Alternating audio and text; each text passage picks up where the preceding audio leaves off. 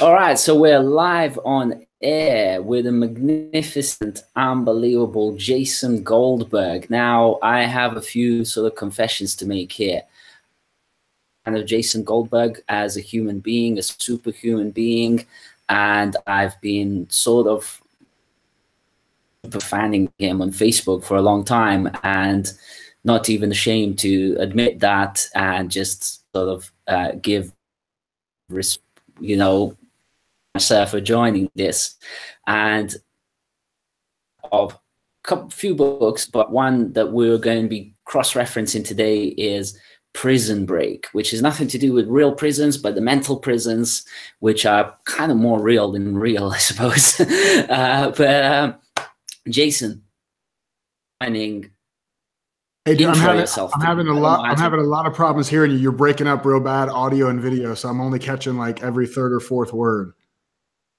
So I was saying, introduce yourself. Tell us about yourself, who you are. How do you even introduce yourself these days?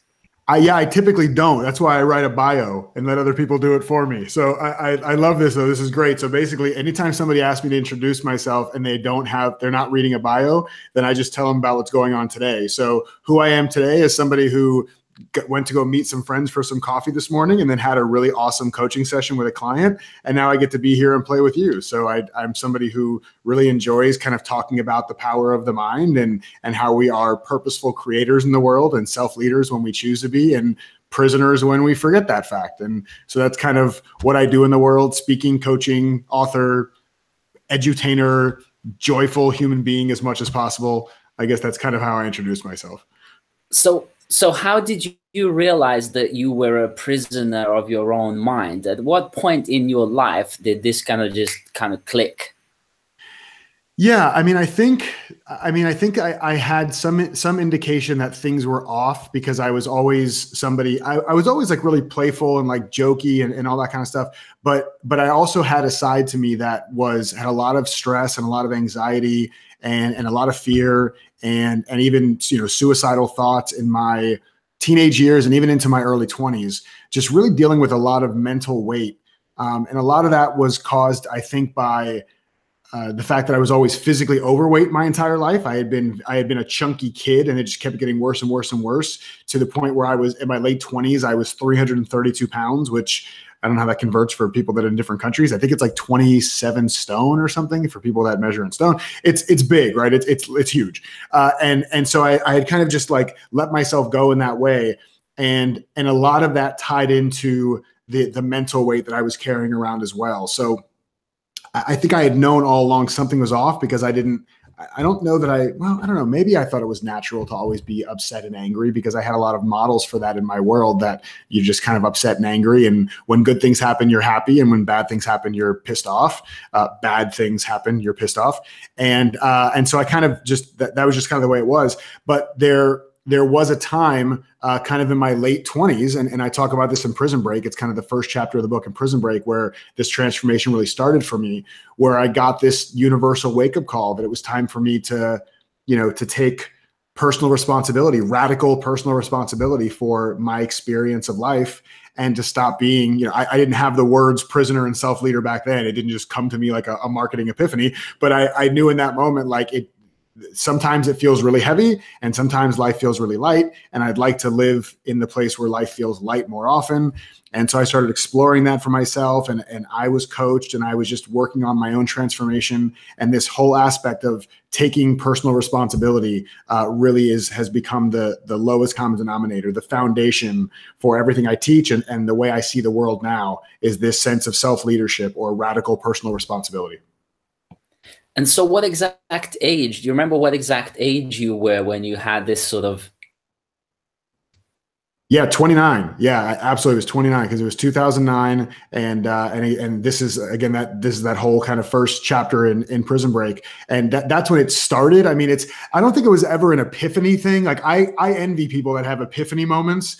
I didn't have that. I had like slow, tiny cuts over and over again all over my body. And I was just kind of bleeding a little bit here and a little bit there. And it all collectively came together so that I could finally start exploring what that transformation may look like. So I didn't have like, I write about in the book that I had this moment with my bank that set me off in this direction of exploration. But it wasn't the moment where like anything really changed. It was kind of just the moment where I finally said, okay, I'm going to stop ignoring all these signs from whatever you want to call it, the universe, God, or nature, whatever works in your belief system.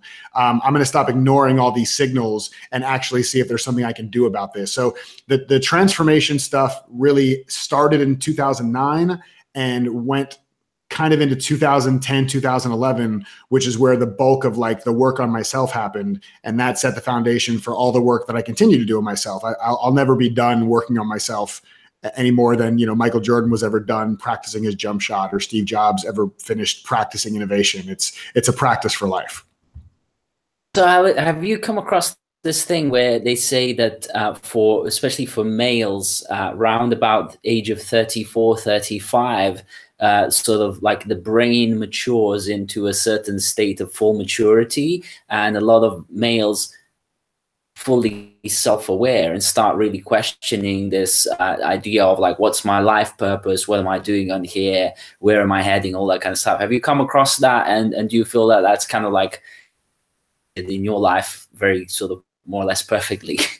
Yeah, I mean, if there's some truth or research behind that, then yeah, I would definitely be an example of that. I've heard things like every 7 years there's a transition period. So at 28 and 35, you should have some kind of I don't know. I mean, I think all that stuff is anecdotal at best, and it's fun and interesting to play with. But I think what happens is there's at some moment there's a time where, at least for me, it's like you're standing on a platform that's 1,000 feet in the air, and somebody has set it on fire from the bottom, and fire is rising up from the bottom, and you have the choice to either burn alive or jump. And I think that could happen at any time in your life. I don't know how it relates to brain maturity. And of course, if men's minds are maturing at 35, that means women's brains are maturing at what, like 20? Like they're like 15 years ahead of us easily. Yeah, it's an interesting correlation to draw up and kind of make comparisons. It's a terrible kind of notion, but I think that there's been a big, from what I've observed, there's been a big towards men coming in touch with more of the feminine side, essentially becoming more EQ. Developing higher EQ, basically coming in touch with their emotions much more and opening up, whatever that means, dealing with negative emotions and sort of learning really how to be emotionally connected, which perfectly links up into the whole notion of design, especially like experience design and design thinking. And the reason why I wanted you to participate in our design thinking group with your talk, although a lot of people might kind of think of what's Prison Break got to do with design. Just over years of doing design and design thinking and designing all sorts of different things, that I was being my own worst enemy in terms of knowing and believing in what is possible and what isn't. And designers' roles is always to kind of drive the future and know and believe that things can be better going forward, because we're designing that better future. So, when I came across Prison Break and all your kind of things that you do, quite a lot of very useful and educational live streams, they always kind of get me thinking, oh man, this guy is perfect for designers to kind of get their mindset phased up really, so that they can design even better things. Like, have you worked with many designers, and do you ever think of yourself as a designer, and what do you think of design as a thing? Yeah, no, I love that. I mean, I love design in general. I mean, I have a technology background. I was in tech for 15 years. So I've always been, and even now, like I'm fascinated with, the user experience, for example. So when I launched my first signature course last year, I was obsessed with what it was going to look like to the end user. And where most thought leaders, authors, coaches, they don't give a crap. They just want to create the stuff and go away. I was obsessed with it. Like if the user experience is not easy and clean and aesthetically, really enticing, then it's not the right platform. And we actually at one point switched platforms in the middle, right before the launch, but in the middle of creating the course, I had it completely switched to a new platform because I decided I didn't like the way it looked. Functionality was fine. I didn't like the way it looked, and that was a big deal for me. But I absolutely consider myself a creative, and I consider everybody a creative.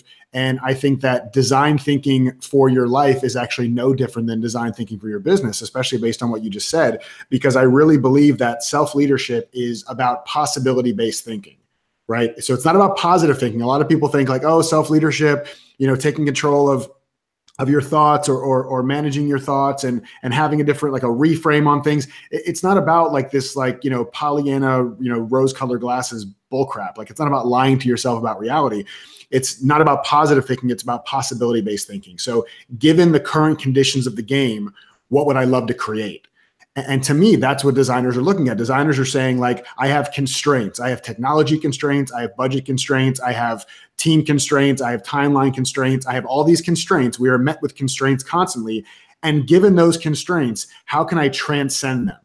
Right? How can I be in such a place of possibilities that I transcend any limitation that could be there? So it really is a creative endeavor to be a human being. And it's, of course, a creative endeavor to be somebody who's working in design. So I think there's a direct correlation there. Plus, if you're creating anything, if you're an actual creator, so you have your own business, you're an entrepreneur, if you're designing things, if you're creating something from nothing, right? Which is what I'm guessing a lot of people in this group do on a regular basis. They create something from nothing. There's a lot of crap that gets in the way mentally that holds you back from doing that work. You take the work too seriously. You make the work too significant. You think, I have a chapter in the book called "It's Not Your Only Line in the Play." You think this is your one shot, that you have to nail it, and if you don't, you're totally screwed. You think you have to be 100% ready and certain before you launch things. These are all mental constructs that hold you back from being the relaxed, innovative, purposeful, creative person that you are when your crap's not getting in the way.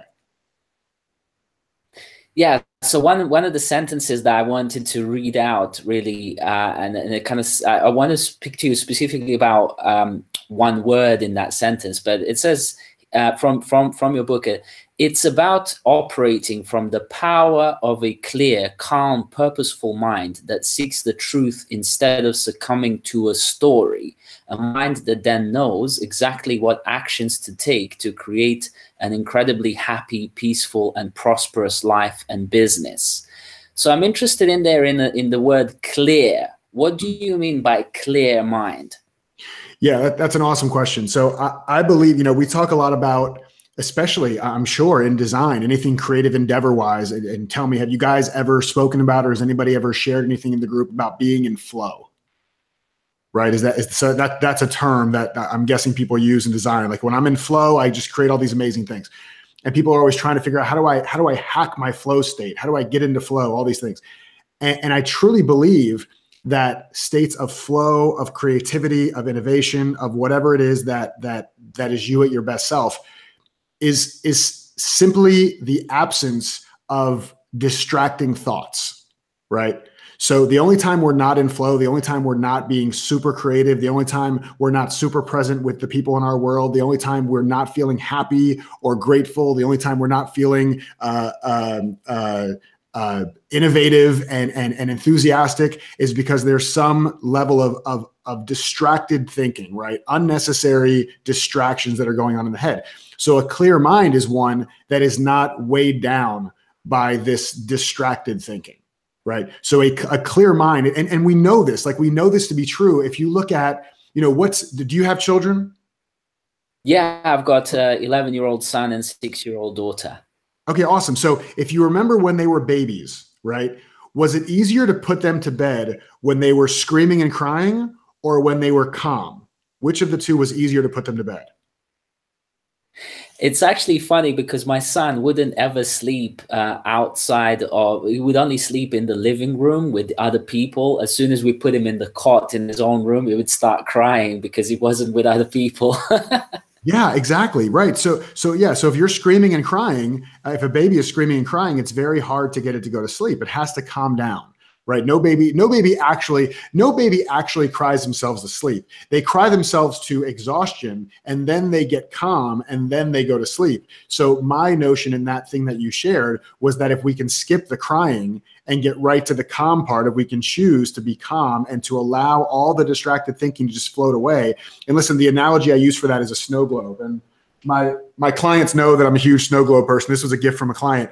And if you shake up a snow globe, for anybody who's familiar with snow globes, this is a little harder to see on camera probably, but there's stuff floating all around in there, right? It's just floating like crazy. And the way our minds look when they're not clear is very much like a snow globe. It's like you're standing in the middle of a snow globe, and all these little pieces of debris are thoughts in your head.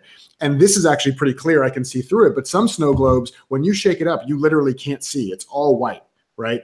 And so that's what happened in our lives. Things come up. We have distracted thinking. We have deadlines. We have difficult relationships. We have whatever's going on. We have stresses. We have kids. We have whatever obligations are out there.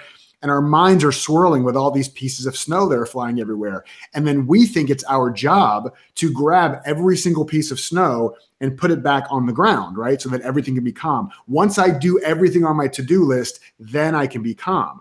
But what actually happens, the way to actually have a snow globe settle is to do nothing, right? You just put it down and step away for a minute, and the natural order of things happen. The natural design of our mind happens, and our brain slows down, our mind slows down. And then once that slows down, it's like, oh, I was so caught up in my thinking, I didn't see this super easy solution to this problem. I didn't see this super easy misunderstanding that I had with that person, which is why we're fighting right now. It's almost like being hangry, right? When you're like so hungry, you get angry, and then you eat something and you're like, oh, why was I so mad? The mind works the exact same way. So the more we can purposefully choose to relax and calm our thinking, right? Doesn't mean you have to stop working. I work very fast. I'm a very, I talk fast, I move fast. It's part of my nature to do that. And I know that I can do all those things and still consciously choose to have a clear, calm mind so that I can be even more higher performing and more productive in whatever it is I'm doing, if that makes sense.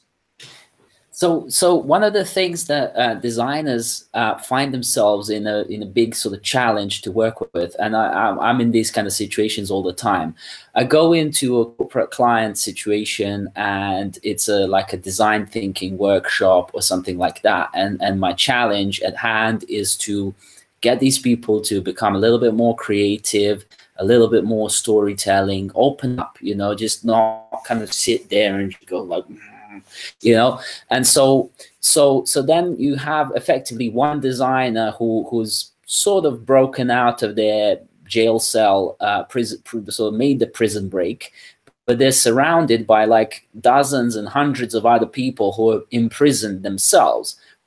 The ways in which you would recommend to us to kind of influence other prisoners to break out of their prison cells?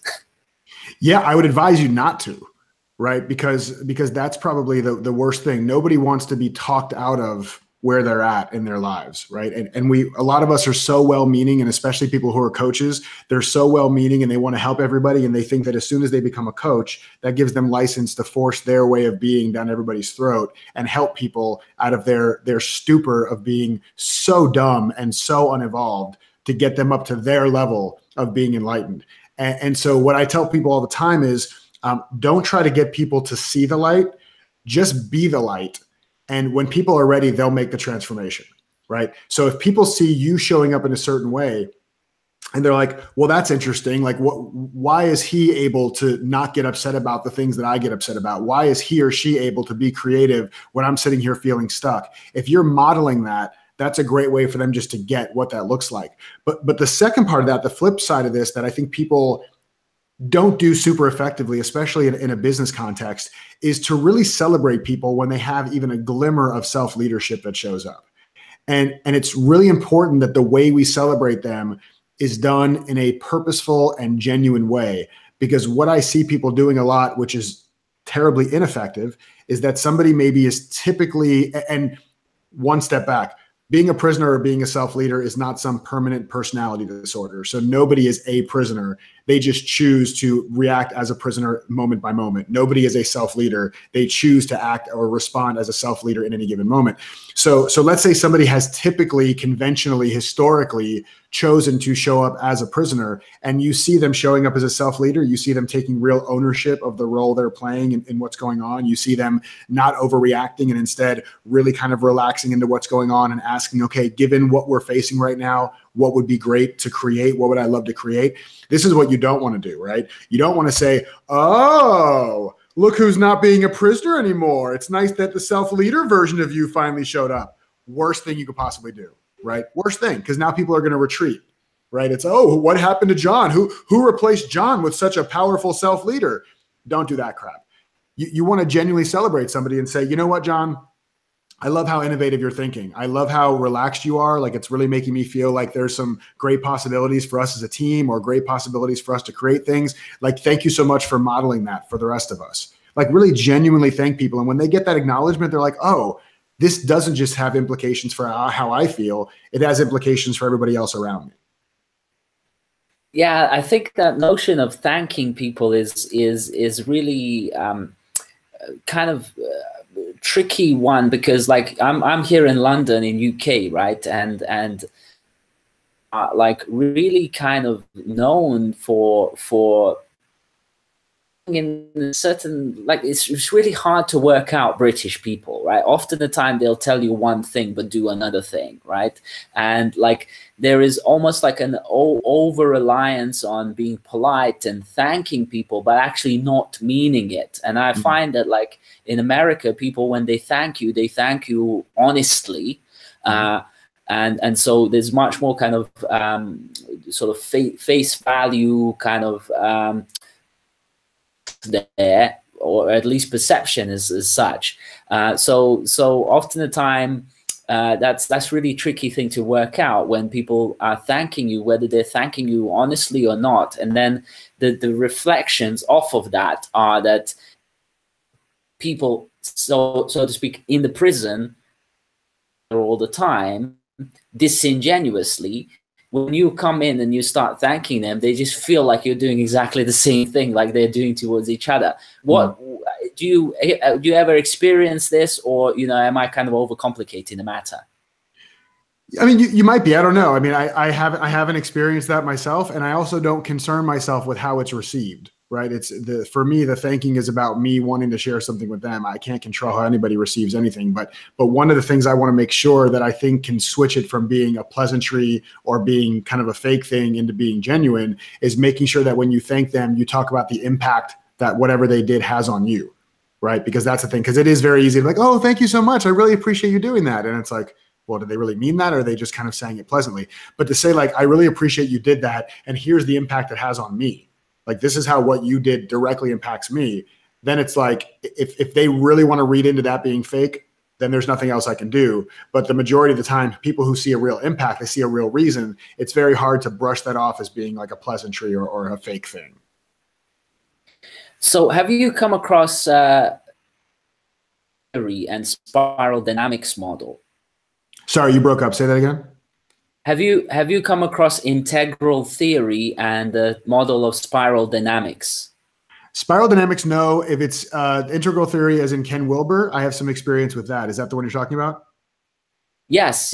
So that's cool. Like the reason why our company is called Integral is because of the integral theory. So like, what's your take on the integral theory and all that stuff? Well, yeah, I don't know a whole lot. I mean, the biggest thing that I got from reading from Ken Wilber, and I've read some of his stuff, was he has this notion of, and I always get it backwards. I never remember what order it is. I like to say transcend and include. I don't know if it's include and transcend, or if it's transcendent. Is it transcend and include?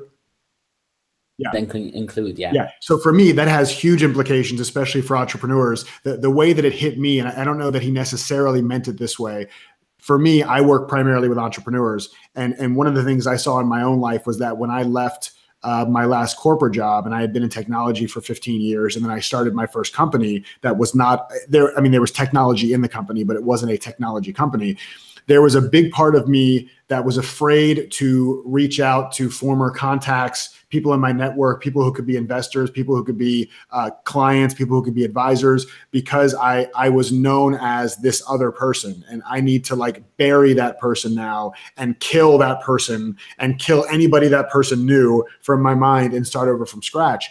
And so I think that in any business, any job you've had, if you're going to then go to another job or you're going to start your own business, that one of the best ways you can differentiate yourself and also set yourself up for success is to really include the things that were great about your previous job, to see that all of your successes are portable and transferable over to what it is you want to do next, if you're creative enough about how you package those things. And so you're transcending your previous life, your previous career, but you're also including the parts that are going to serve you and serve the people in your world in this next chapter.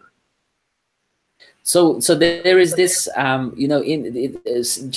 riffing off this one little two-sentence mini paragraph there.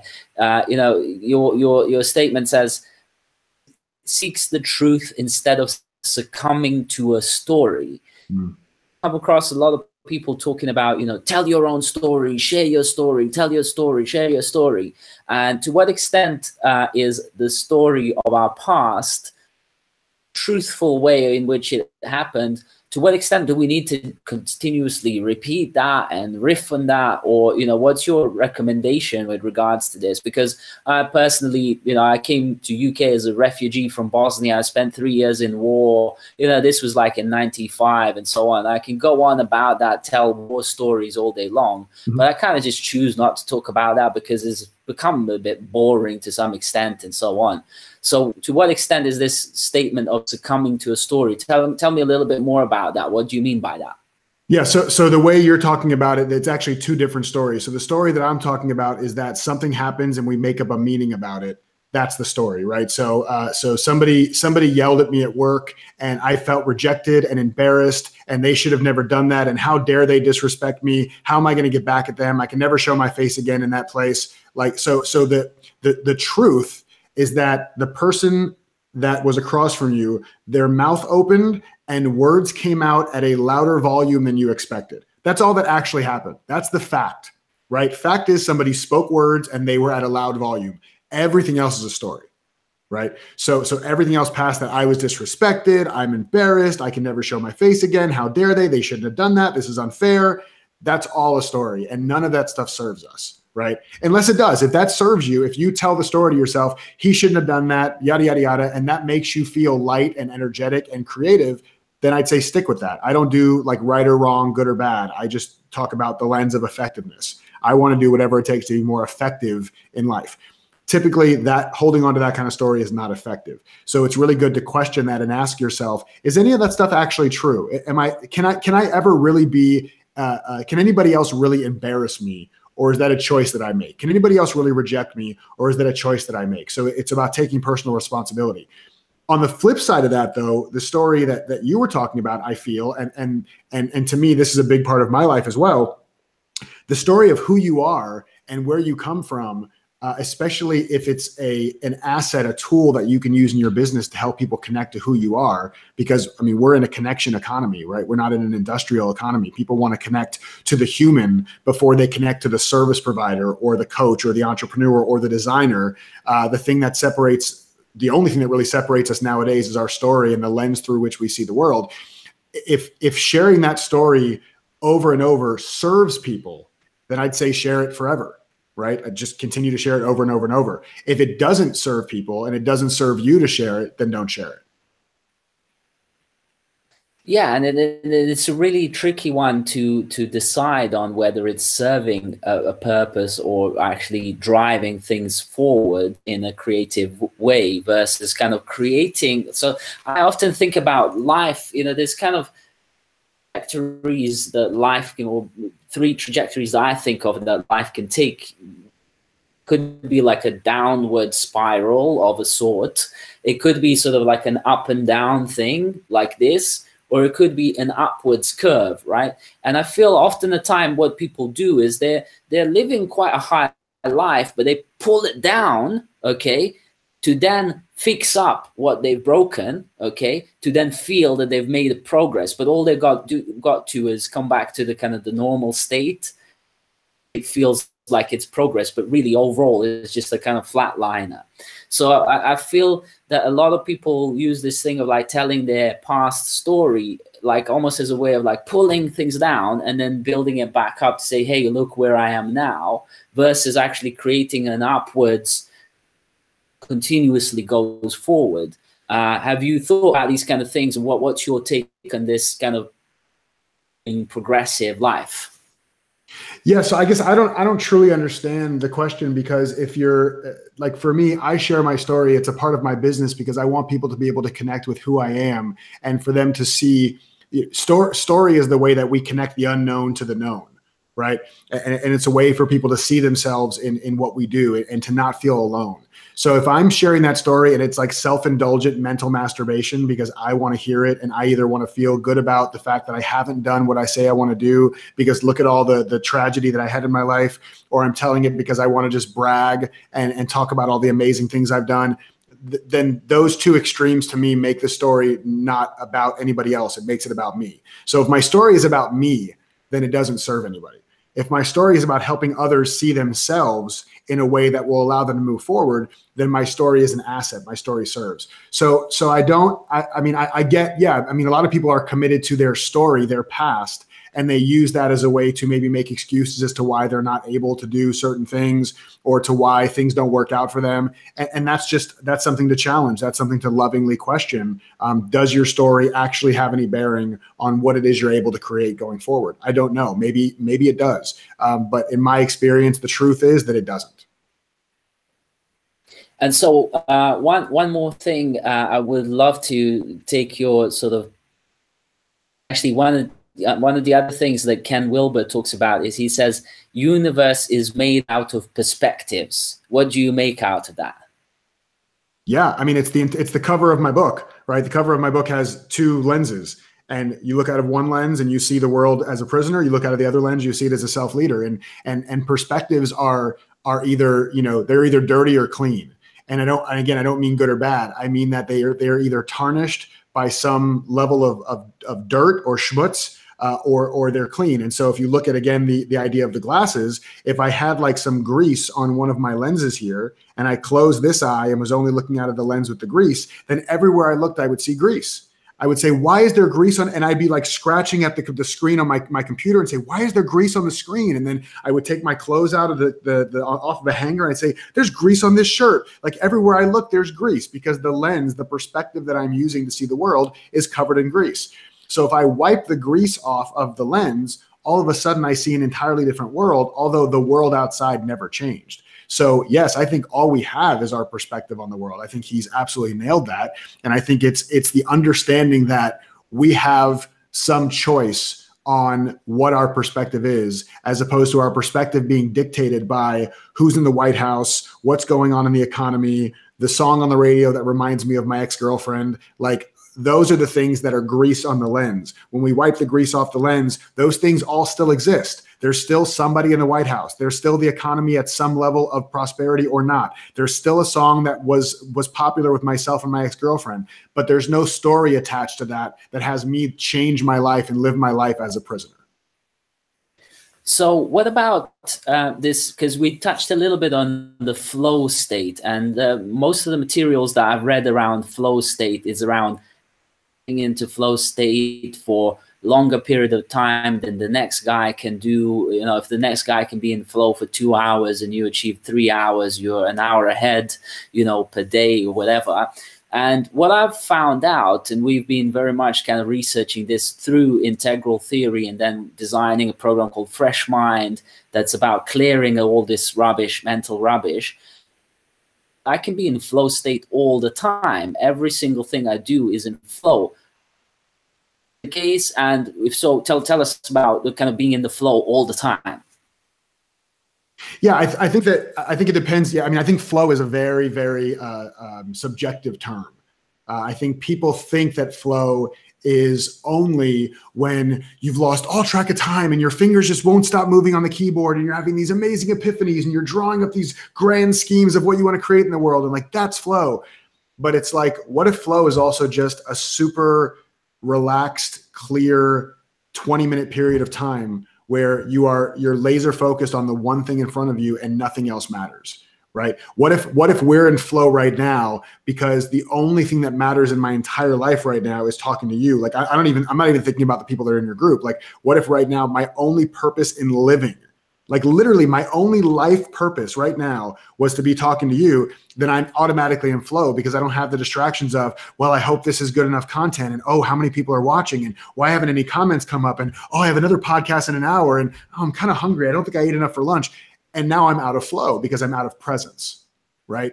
So for me, flow and presence are really, really tight. And so the more moments per day I can be present, the more opportunity I have to be in some kind of state of flow. Yeah, and that's like another way to describe that is this idea of effortless mastery and just working from space, or the idea of treating everything as meditation. So my speaking to you right now is like a form of meditation that oscillates between speaking and listening, focused in on that. And as soon as we finish, I'll be focused in on the next thing. If it's stroking my cat or, eating a banana or just chilling on the sofa, all those states are states of flow because I'm accepting and conscious of the fact that I'm doing that because it's my own will and I'm not literally imprisoned by somebody else's kind of set of instructions. Yeah. Yeah. And it goes back to what we were saying earlier about the undistracted thinking, right? Getting rid of the distracting thoughts. And actually, and I mean, if I'm being truly honest about how that works, at least in my mind, this isn't actually about blocking or getting rid of distracting thoughts. It's about letting them occur and not attaching to them. Right. So just because I'm super present with you doesn't mean a thought doesn't show up in my head. The difference is that the thought shows up in my head, and instead of taking it seriously, and instead of directing any energy or focus to either dealing with it, ruminating on it, pondering whether it's true, thinking that it's true, thinking it's an instruction, thinking there's something wrong with me having that thought, trying to figure out a way to ignore it, trying to figure out a way to push it away, that it just gets to sit there. And when it gets bored because I'm not paying attention, it'll leave. And so I think that's really the key to flow, is like, how often can you be present, allow whatever thoughts are going to occur, and realize that you don't have any responsibility to do anything with the thoughts. Yeah. So look, one of the things that I must kind of make a sort of confession here again is that one of the ways I got into the whole thing of like really working towards creating the ultimate life for myself and my family was via Vishen Lakhiani of Mind Valley. And I know you've been involved with them in various capacities. So just tell me a little bit more, just for this is purely now pure selfishness. I just want to know, like, to be with Vishen and work with him and all that A-Fest stuff. Tell me a little bit. Yeah, well, I mean, anybody who has followed anything from Vishen knows that he's a machine. I mean, the guy, I've been, intimately, well, not intimately like that, intimately behind closed doors with him, and just to watch the way his brain works, it's amazing. I mean, he literally is like a machine. He can go, and he just comes up with these amazing ideas, and he's always just ready to pour his wisdom out wherever he can. And he's so passionate and so enthusiastic about what he's built and what he continues to build. He's really just a true visionary, man. He's just such a sharp guy, and the way he's able to learn and retain and then turn around and teach what he's learned is just, I don't know that I've seen it really from anybody else the way I've seen it from him. And so I've gotten to know him a lot over the last, 3 years or so, since I attended my first A-Fest. And I started doing some work with Mind Valley back in 2014, and then became an author on their platform in 2015. So it'll be 3 years this summer that I launched a program with them. So I have a program with them, an ongoing program that helps coaches to build their skill level and build their business. So we've had that for about 3 years. And now I hosted the last A-Fest. I'm going to be hosting the next one. And yeah, just an amazing company, an amazing leader, and they do incredible work all across the board in personal growth, professional growth, just amazing, amazing team. And so, okay, so what's the future holding for Jason Goldberg? You know, where are you heading? Are you going to be writing more books? What's your aspirations to sort of wrap it up? Yeah, a book could happen, possibly. You know, I don't know. You know, the way it works for me and the way that I do things a lot with my clients, and especially now that it's the beginning of the year, all my private clients who are working on this is we're really focusing on one quarter at a time. Right? Keep the big grand vision, but know that if you pour all of your heart and your love into figuring out one main goal that you're going to dedicate 80% of your time, effort, and energy to for the first quarter of the year, it makes it very easy to, as John Wooden says, make every day a masterpiece, right? Make every single day a masterpiece. If I know what my goal is for this first quarter, which I'm super clear on that, and my team is super clear on that, and we all know that 80% of our time should be directly related to contributing to this higher goal. We can't control the goal, right? We can't control the outcome. We can only control our inputs, but we get very clear on, okay, if our goal is to be a 100% vegan, right, then it makes it very easy to go grocery shopping. There's no, like, you walk by the cheese aisle, you don't even think twice. You don't get tempted because you say, no, I have a very clear goal. It's to be 100% vegan. So I just walk by the cheese aisle and it's no big deal. The same thing happened to my business. I'm super laser focused on this one goal for this first quarter, and the whole team is behind that as well. And so all we're doing is thinking creatively. How do we contribute to, not be responsible for and not control, but how do we contribute to having a higher likelihood of success of creating this outcome? So as far as a practical strategic thing is concerned, it's really just the one quarter. The bigger goal for me, the bigger vision for me is that I know my number one core value is enthusiasm. Right. And so anytime that I can bring enthusiasm to the work I'm doing, or I can be doing something that delivers enthusiasm to me, I know that I'm doing my best work in the world. And so for me, the ultimate version of that in my mind right now, and this could change by tomorrow, but in my mind right now is that it's much more, it's continuing my road down the edutainment arena, right? Really the entertainment meets education. And so for me, that looks like a couple different online shows that I'm developing right now. And I think those will be a lot of fun once I'm able to start getting those running. And I think they'll provide a lot of value to people. And I think they'll bring a lot of joy to people. And that's really my entire business plan. I mean, I tell people this all the time. My business plan, to sum it up in one line, is to leave people with 5% more joy than I found them.